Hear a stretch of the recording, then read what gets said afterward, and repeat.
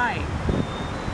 So this time I have a very interesting ecosystem that I want to share with you.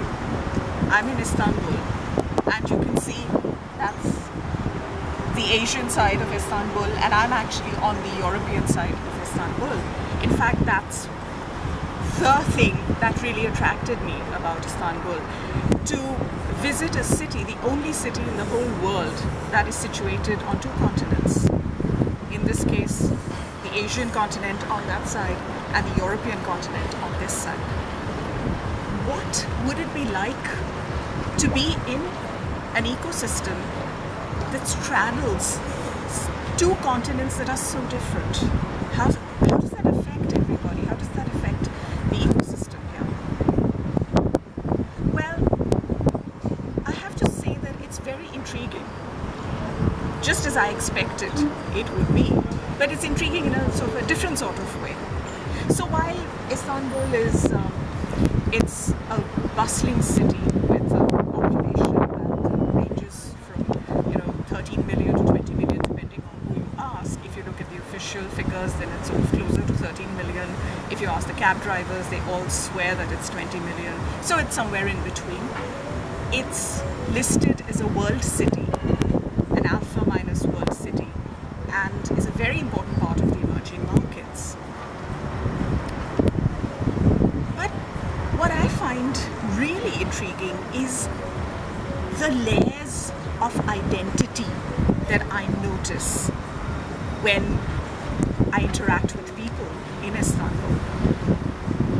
The layers of identity that seem to be coming from this whole geographical situation.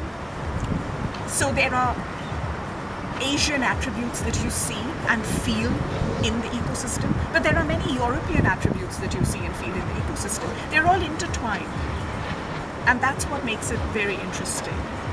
And the Asian side is very different from this entire European side.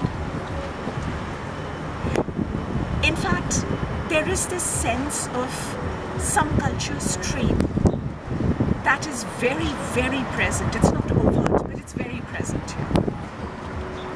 And one of Turkey's very famous authors, Nobel Prize winning writer, is actually from Istanbul. He talks about Istanbul and describes it as a city with a sense of huzur, or melancholy. And he sort of says it's a compulsory part of living in an ancient city that has faced so many battles, has won many, lost some, but there's been so much change. I mean, Istanbul has been the capital for the Roman Empire, the Latin Empire, the Ottoman Empire. So he terms this feeling of strain as a sense of huzur. Whatever you describe it as, but as an ecosystem researcher, it's very interesting for me. Because what I gather is if I was to innovate and design for the people of Istanbul, I would have to really immerse myself here as a researcher. Otherwise, it's impossible to really understand who you're designing for.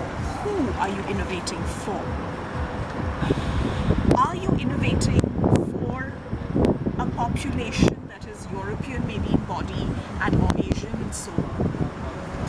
Does that depend on where you come from, whether you come from the Asian side or you come from the European side? Or is it a unique blend of Asian and European cultural attributes? I don't really know. That's what is interesting. Being here for a week doesn't give you a clear understanding. And so it demands deep research. It demands specific methods to research. So the methods will be the message. You've got to understand how you're going to, extract and disentangle all these different cultural attributes that seem to coexist in some sort of way. Without answers to these questions, you just can't innovate. And so I'm going to do more research on Istanbul particularly, and I hope to share that via my video blog in the future. Thanks.